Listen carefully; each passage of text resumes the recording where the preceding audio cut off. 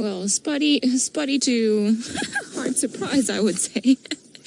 Now, because of the roof in the particular branch where she's in, we actually cannot get a better view than this.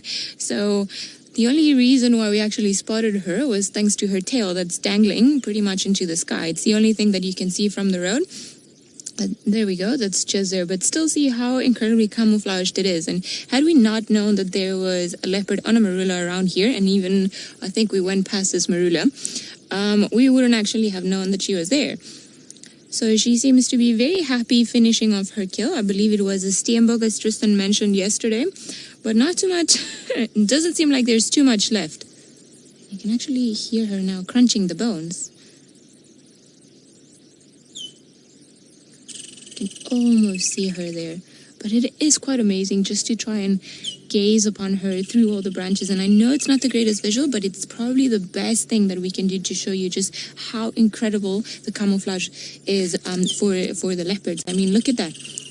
Had she not been moving, if she were still, it would be almost impossible to see her. I think this is pretty cool, just because it reminds us that these animals, actually all they have to do is just stand behind somewhere and stand very still, and then they'll pretty much become invisible. It's almost like a superpower. There we see a whisker and a few spots. Hello, nice to meet you. Although barely. I'm gonna need a second meeting just to prove our friendship. Right, seems like while she is actually hiding and not wanting to come down, Tamba is posing beautifully for all of us. So let's head over to Tristan and see what that pretty boy is up to. Yeah, I have actually found a termite mound on top of a tree. That is very, very funny. Well, if you're wondering what this joke is actually really all about, Xidulu, which is the name that was given to this particular leopard that we're watching, actually means termite mound in Shangaan, which is a local language. So it is quite an unusual thing to see a termite mound on top of a tree. Now, we have sort of managed to get a better view. At least we see more of her body and we can actually see more spots compared to where we were. But judging by how she's eating and what we can see of what's left of the kill, I actually think she's just eating part of the skull now. I don't think that there's all that much left, and I'm surprised that this kill has actually lasted for quite a long while. So, I don't know, good for her. Maybe she's actually paced herself just to make sure that it lasts as much as it has. You see very, very little of that kill left, and you can see that she is actually tucking in and finishing all the bits and pieces. Okay, thanks. Sorry, whereabouts? Okay, all right, sorry guys, we were just getting an update also from the radio that in this particular area, not too far away from one of our really good friends around, is that the Nkahuma Pride of Lions actually crossed to another property, which was our plan to carry on carrying. So at least luckily we've got 2 leopards coming here, so which is wonderful. I wonder if we're gonna get a 3rd leopard lucky. That would be great. Also, with all the rain that we had yesterday, it's clear that all the animals are out and about, and in particular the predators. Sometimes these conditions work in their favor for the best. I don't think she's had to worry though. She's been one of the lucky ones. She had her kill right before the rain. So not too much to worry. And, oh, are you moving it now? I think it's getting tangled up in the branches. Watch out, you're gonna drop it.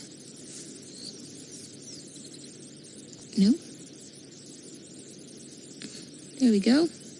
Moving whatever little is left. And then just reposition it and finishing it of eating. But not ideal with where she is.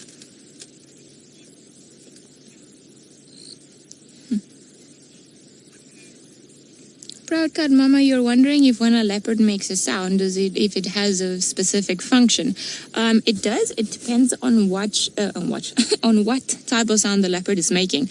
Now they have different calls for different reasons. So between mothers and cubs, they'll have like a contact call that's almost like, and then it'll be the mom trying to get the cub when it's older. But also they make a funny like chuffing noise, and I don't even know how to make it. It's like something along those lines, and it's normally a mother trying to call a little cub if the cub is in the vicinity.